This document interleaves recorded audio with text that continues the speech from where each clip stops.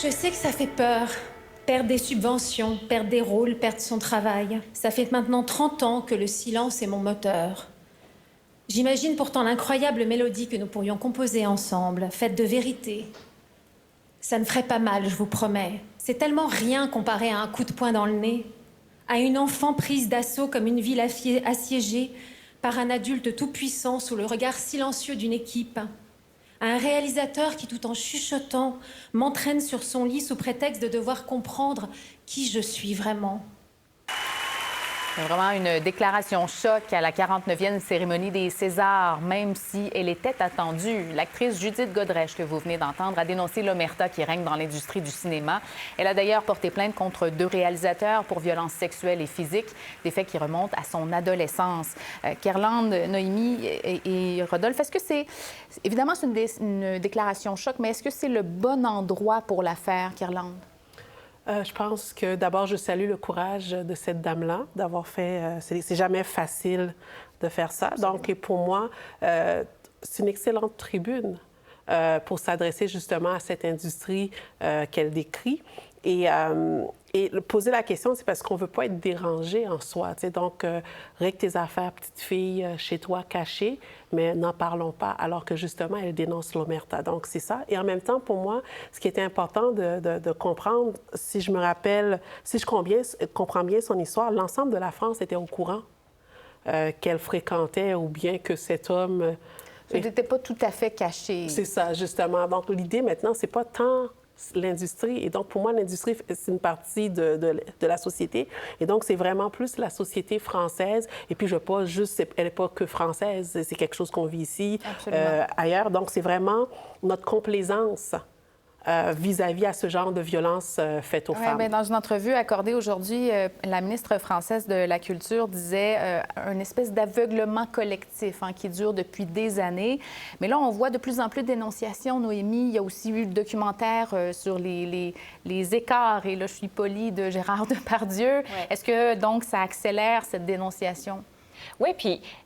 Effectivement, je rebondis sur ce que ma collègue disait, le courage de Judith Godrèche d'utiliser toutes les tribunes, en fait, qui sont à sa disposition, parce qu'elle s'était confiée à l'époque au New York Times parce qu'elle avait dénoncé des agissements d'Harvey Weinstein contre elle en 2017, lors de l'éclosion du mouvement Moi aussi, aux États-Unis. Mais elle a parlé au monde, elle a porté plainte à la police, et là, elle s'exprime devant cette industrie qui a été complice, donc, à ses yeux. Donc, c'est intéressant de voir tous ces gens se lever et l'applaudir et l'ovationner, alors que probablement que dans la salle, toutes ces personnes complices qu'elle met en cause, bien, il y en a plein qui sont dans la salle puis qui se lèvent et l'applaudissent. Donc, il y a quelque chose d'ironique là-dedans. Oui, absolument. Mais c'est particulier aussi parce que vous évoquez Harvey Weinstein. Bon, ça fait... le mouvement, moi aussi, ça fait bientôt 7 ans ou à peu près. On avait l'impression, Rodolphe, qu'on avait quand même fait du chemin, qu'on n'était plus dans cette omerta totale. Qu'est-ce que vous en pensez? Oui, je pense qu'on a fait du chemin, mais je pense que c'est du chemin qu'il faut continuer renouvellement à labourer en termes d'en parler et de s'assurer que ça ne revienne pas. Mais d'un autre côté, je pense que les faits que Mme Godrèche soulève, c'est des choses qui sont arrivées il y a très, très longtemps, donc pas d'actualité, mais c'est certainement qu'il faut continuer et que ce mouvement, ou d'une certaine façon, cette tribune, je devrais dire, elle l'utilise pour raconter son histoire et que pour d'autres femmes s'en inspirent. En fait, je pense que c'est plus ça le message. Ce n'est pas juste elle, c'est elle qui dit aux autres femmes de ne pas avoir peur et de dénoncer s'il y a des actes qui sont pas acceptables.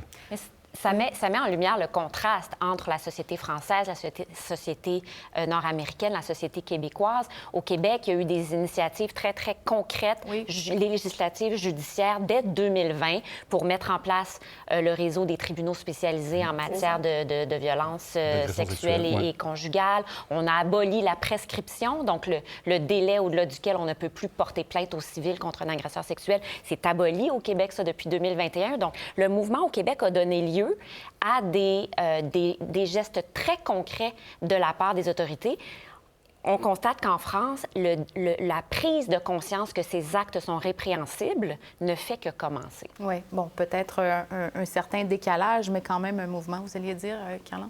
Ah non, pas grand-chose. C'est sûr que c'est vrai qu'il y a eu ce tribunal spécialisé qui a été créé, puis c'est vraiment une excellente nouvelle, mais en même temps, avec justement le fait qu'on puisse passer sa peine à la maison, En fait, il y a une certaine incongruité par rapport à ça. D'où un certain sentiment de trahison parfois par des victimes qui disent être incitées à dénoncer, mais il n'y a pas de suivi ou un suivi qu'elles jugent inefficace, inadéquat. Rodolphe, est-ce qu'on en fait assez pour donner confiance dans le système? Ben non, écoutez, quand on nomme pas assez de juges, et c'est ce qui est actuellement au Québec et au Canada, quand les délais sont trop longs, quand des criminels ou des personnes inculpées s'en sortent à cause de l'arrêt de Jordan parce qu'il y a trop de délais, et quand ensuite des gens qui ont porté plainte, qui passent par le processus et qui a une sentence, et qu'ensuite on dit à la personne, tu peux faire la sentence ou t'as à la maison, ça envoie un mauvais message en termes de, il n'y a vraiment pas eu une grosse punition et tout ça. Donc je pense que les effets de la loi ou du changement de la loi concernant C5, qui est tout nouveau, qui date de moins d'1 an, et on a vu que maintenant, il y a 4 fois plus de gens qui sont accusés d'agression sexuelle qui peuvent purger leur peine à la maison. Je pense que ça n'envoie pas un bon message, en tout cas aux victimes, en disant, mais écoutez, moi, j'ai fait passer par le processus, j'ai eu tout ça, mais lui, il retourne à la maison. C'est un processus qui est quand même dur, c'est pas pour rien qu'il y a seulement 10 des cas d'abus sexuels qui vont jusqu'au procès. Donc, puis en même temps, pour les tribunaux qu'on a commencé comme projet pilote, c'est pas encore terminé. Il y a encore des aménagements à faire pour pouvoir s'assurer justement de rebâtir ce qu'ils appellent, c'est ça le plan, rebâtir la confiance, pour que les victimes puissent choisir de faire le processus, justement. Comment on peut rebâtir davantage cette confiance-là, Noémie? Mais moi, j'ai très hâte de voir le résultat de ces projets pilotes. Les tribunaux spécialisés ont été implantés dans 10 districts judiciaires jusqu'à maintenant. Le projet pilote prendra fin cette année, en novembre. Et ensuite, les tribunaux spécialisés seront étendus dans l'ensemble du Québec. Donc, j'ai hâte de voir les résultats de ça. Mais il faut dire aussi que la judiciarisation, c'est pas non plus la réponse à tout. Oui.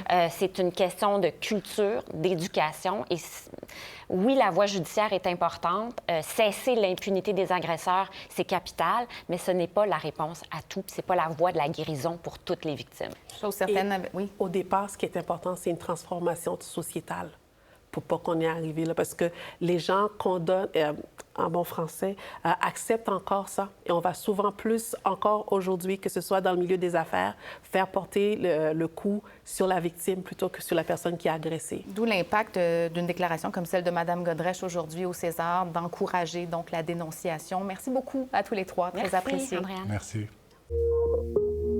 Pour voir nos émissions en entier, rendez-vous sur la chaîne Ici RDI.